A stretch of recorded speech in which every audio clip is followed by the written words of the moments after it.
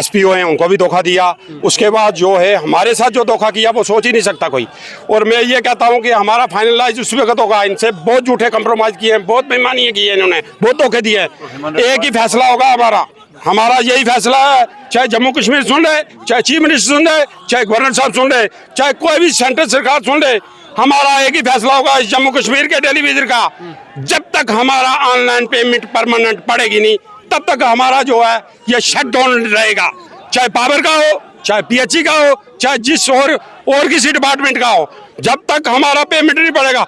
बाकी ये है कि ये हर टाइम झूठ पर झूठ बोल रहे हैं, हमारे से धोखे पर धोखा दे रहे हैं। और इस वक्त तक हमारा जो है, इनको परमात्मा ने बिठाया कुर्सी पर, हम लोगों ने उस मालिक को याद किया, इनको कुर्सी पर बिठाया, मगर इन्होंने हमारा क्या बना लिया, एक तमाशा बना लिया टेलीविजन का। वो तो इनको जो जवाब देना है, मगर फिर हम अब भी कह रहे हैं कि हमारा जो बिल है दिल्ली से स्पेशल, ये इस बजट में कुछ नहीं मिलने वाला, हमें ना मिलेगा तो ना ही हम ख्वाबो ख्याल में सोचेंगे। स्पेशल दिल्ली से बिल आएगा, जब तक हमारा टेलीविजन स्ट्राइक पर नहीं रहेगा और काम बंद नहीं करेगा। अगर काम बंद करेगा, मैं कहता हूँ, लिख कर देता हूँ कि 10 दिनों में जो है स्पेशल दिल्ली से बजट आएगा, तो एक दिन वो दिन आएगा कि आप सुनोगे कि टेलीविजन परमानेंट हो चुका है और टेलीविजन की सैलरी बढ़ चुकी है। डेली वेजेस की तरफ से आज पुंछ डिस्ट्रिक्ट के अंदर एक बड़े पैमाने पर प्रदर्शन किया गया। यहाँ पे तमाम डिपार्टमेंट के मुलाजमीन, यानी कि डेली वेजेस, PHE डिपार्टमेंट के PDD मुलाजमीन, इन तमाम ने आज मिलकर पुंछ डिस्ट्रिक्ट के अंदर फुआरा गार्डन के अंदर प्रदर्शन किया।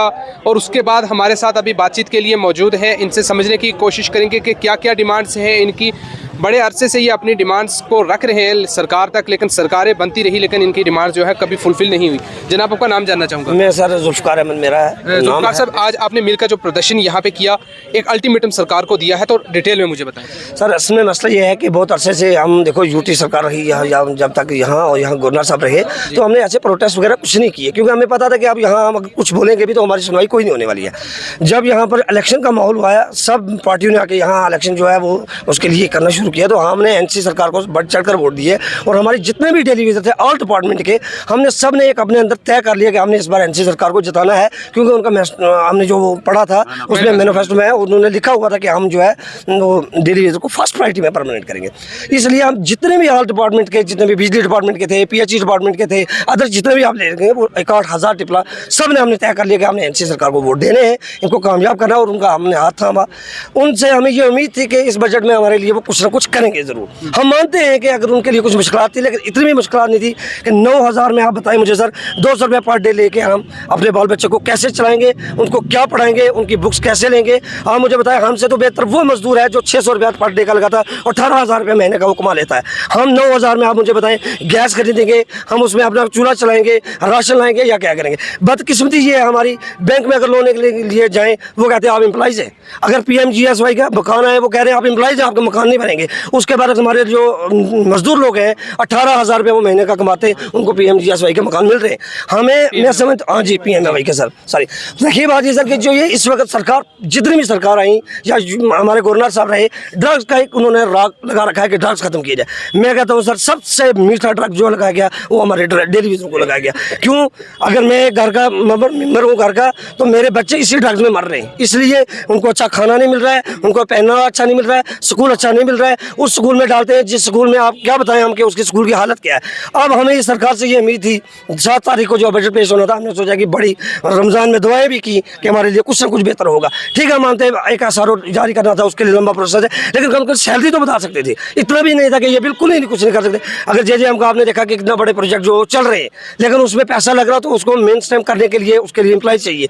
एक स्कूल बनता है, उसके लिए 3-4 पोस्टें क्रिएट होती हैं। इतने कुछ इन्होंने लगा लिया, लेकिन कोई किसी बंदे को ना ही परमानेंट कर रहे हैं, ना कुछ कर रहे हैं। हमारे कितने लोग जो है वो मर गए और खुदकशी करके मर गए, इसलिए कि हम बच्चों को खिलाएं तो क्या खिलाएं, हम चलाएं तो घर को कैसे चलाएं। आप यकीन नहीं मानेंगे सर, हम शादी में जाते शर्मिंदा होते हैं, लोग कहते हैं आपका कुछ हुआ जी, हम कहते हैं सर कुछ भी नहीं हुआ। तो अब हम इस हालत पर आ गए हैं, इस सरकार को हम ये एक सीधा आपकी वजह से कह देना चाहते हैं कि हमारी हाई कमान श्रीनगर जम्मू से जो भी ऑर्डर आएगा, हम ये कहते हैं टूल डाउन स्ट्राइक होगी। इसके बाद पानी बंद होगा, बिजली बंद होगी, जो सिस्टम चलेगा सब बंद होगा।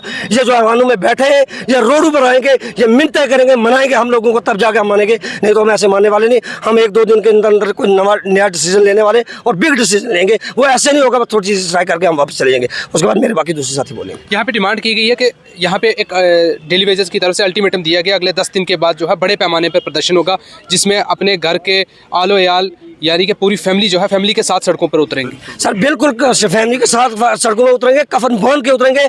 उस दिन हमारे लिए जीना मरना वही दिन होगा, इसलिए हम वापस नहीं जाएंगे। यहाँ हमें ये पॉलिसी देंगे, हमारा उसी दिन कोई ऑर्डर करेंगे घर जाएंगे, नहीं तो यहाँ ही मरेंगे। उसकी तमाम जितनी भी जिम्मेदारी होगी वो सरकार की होगी। पब्लिक से हम रमज़ान में ये समझते हैं कि पब्लिक जो है वो परेशान होगी, लाइट से परेशान होगी, पानी से परेशान होगी, लेकिन हम मार्जत करते हैं क्योंकि हम जिस जहर से मर रहे हैं, घुट घुट के मर रहे हैं, अब हम इससे ज़्यादा बर्दाश्त नहीं कर सके। इसकी पूरी जिम्मेदारी एनसी सरकार की होगी, और ये जो लोग बैठे हुए हैं जो हमारे लिए कुछ नहीं कर रहे, इनकी सारी उनके खाते पड़ेगी और ये वो इसके जिम्मेदार बने। यहाँ पे ये भी कहा गया कि अगले 10 दिन के बाद हो सकता है कि पैदल मार्च यहाँ से किया जाए पुंछ से जम्मू तक, तो क्या कहना चाहेंगे इसमें? अभी तो 2 दिन हमने देखना है कि हमारे मरकज़ की तरफ से जो हमारे जम्मू या श्रीनगर की मेन जो पार्टी है वो क्या फ़ैसला लेगी। उसके बाद हमें हर हद तक जाना पड़ेगा, क्योंकि हमने आज दिन तक अपने 15 साल 18 साल या 30 साल दे दिए। अब हमारे पास बचा ही क्या है। किसी के पास कुछ ऐसे साथी बता रहे थे कि हमारे 4 महीने रह गए हमारे रिटायर के लिए। अगर उसके पास यही 4 महीने रह गए, उसके लिए एक पॉलिसी नहीं बन रही, एक सिस्टम इतना भी नहीं बन रहा कि उसके लिए पेंशन लागू की जाए। कम से कम वो आदमी घर जाएगा तो वो क्या करेगा? अगर उसने 30 साल यहाँ लगा दिए, अपने बच्चों का मुस्तकबिल भी ख़त्म कर दिया, अब जाके वो इस एज में जाके घर मजदूरी भी नहीं कर सकता, गवर्नमेंट उसके लिए पेंशन भी लागू नहीं कर सकती।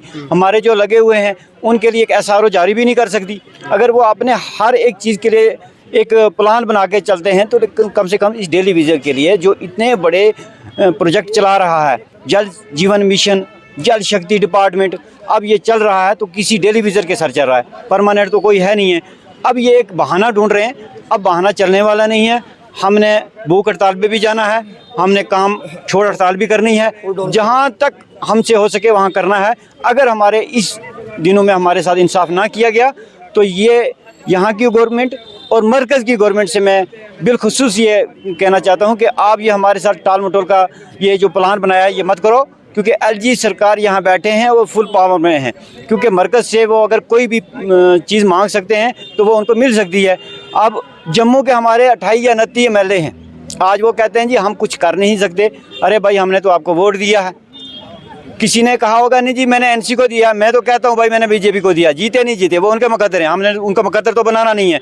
अगर मैंने तुझे वोट दिया है तो मुझे हक है आपसे पूछने का। आप जाके वहाँ, हमने पिछली बार एक असेंबली में देखा, हमारे जम्मू के हमारे एक डॉक्टर जितेंद्र सिंह वो वहाँ सोए हुए थे, सभी दुनिया ने देखा। तो मैं कहता हूँ यार इस बार मत सो, हमारे गरीब लोग हैं, हमने आपको वोट दिए हैं, चाहे किसी ने 2 दिए या 10 दिए हैं आपको वोट, हम अपने वोट का हक मांग रहे हैं। हमने काम किया है, हमारी लाइफ बर्बाद हो रही है, हमारे बच्चों का मुस्तकबिल खतरे में है। अगर आप नहीं करोगे, हमने काम छोड़ हड़ताल भी करनी है, हमने प्रोटेस्ट भी करना है। अगर लोगों का पानी बंद होगा इस मायश्याम में तो वो सब जिम्मेवारी आपकी है, हमारे सर कोई जिम्मेवारी नहीं है और ना कुछ हम कुछ कहेंगे। हम सिर्फ यही इल्तिजा करेंगे कि हमारे साथ इंसाफ किया जाए, और हमारे साथ सबसे बड़ा यही इंसाफ है कि हमें SRO जारी किया जाए। हमें कुछ नहीं चाहिए, ना मिनिमम वेजेस ना टीनिमम वेजेस चाहिए, हमें चाहिए तो SRO चाहिए, क्योंकि हमारे पास एज बहुत कम है। इसमें यह नहीं चलेगा हर 5 साल के बाद हमारा मिनिमम वेज बढ़ाएंगे। इसलिए मैं गुजारिश करूँगा कि अगर हमारी ये आवाज़ आप ऊपर तक हाई कमान तक पहुँचा सकते हो तो हमारी यही रिक्वेस्ट है कि हमारी SRO बनाया जाए हमारे लिए और हमारी लाइफ को सिक्योर किया जाए। बस शुक्रिया। उसके बाद यहाँ पे हमारे सौदर शर्मा साहब क्या कुछ कहना चाहेंगे? सर इन शॉर्ट बताएं। सर बात ऐसी है कि ये इन्होंने पावर वालों को भी धोखा दिया, ये इनको ये SPO हैं उनको भी धोखा दिया। उसके बाद जो है हमारे साथ जो धोखा किया वो सोच ही नहीं सकता कोई। और मैं ये कहता हूँ कि हमारा फाइनलाइज उस वक्त होगा। इनसे बहुत झूठे कंप्रोमाइज किए हैं, बहुत बेईमानी की है, इन्होंने बहुत धोखे दिए हैं। एक ही फैसला होगा हमारा यही फैसला है, चाहे जम्मू कश्मीर सुन ले, चाहे चीफ मिनिस्टर सुन ले, चाहे गवर्नर साहब सुन ले, चाहे कोई भी सेंट्रल सरकार सुन ले, हमारा एक ही फैसला होगा इस जम्मू कश्मीर के टेलीविजन का।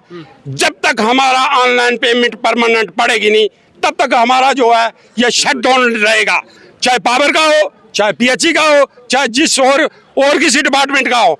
जब तक हमारा पेमेंट नहीं पड़ेगा, बाकी ये है कि ये हर टाइम झूठ पर झूठ बोल रहे हैं, हमारे से धोखे पर धोखा दे रहे हैं। और इस वक्त तक हमारा जो है, इनको परमात्मा ने बिठाया कुर्सी पर, हम लोगों ने उस मालिक को याद किया, इनको कुर्सी पर बिठाया, मगर इन्होंने हमारा क्या बना लिया, एक तमाशा बना लिया टेलीविजन का। वो तो इनको जो जवाब देना है, मगर फिर हम अब भी कह रहे हैं कि हमारा जो बिल है दिल्ली से स्पेशल, ये इस बजट में कुछ नहीं मिलने वाला, हमें ना मिलेगा तो ना ही हम ख्वाबो ख्याल में सोचेंगे। स्पेशल दिल्ली से बिल आएगा जब तक हमारा टेलीविजन स्ट्राइक पर नहीं रहेगा और काम बंद नहीं करेगा। अगर काम बंद करेगा, मैं कहता हूँ, लिख कर देता हूँ कि 10 दिनों में जो है स्पेशल दिल्ली से बजट आएगा, तो एक दिन वो दिन आएगा कि आप सुनोगे कि टेलीविजन परमानेंट हो चुका है और टेलीविजन की सैलरी बढ़ चुकी है। ये बात है, मैं ज़्यादा नहीं बोलता हुआ, इसी वक्त ये मैं यही कहता हूँ कि हमारा जल्द से जल्द जो है दिल्ली से बिल पास हो।